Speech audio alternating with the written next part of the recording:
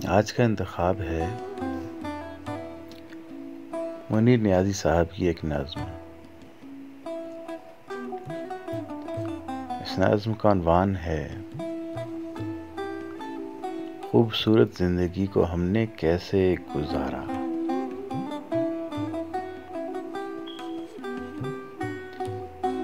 आज का दिन कैसे गुजरेगा, कल गुजरेगा कैसे। कल जो परेशानी में बीता वो भूलेगा कैसे। कितने दिन हम और जिएंगे, काम है कितने बाकी। कितने दुख हम काट चुके हैं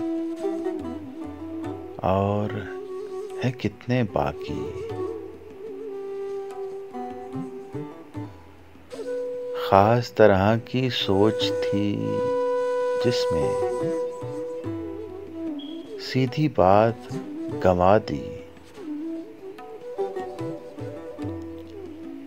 छोटे छोटे वहमों ही में सारी उम्र बिता दी।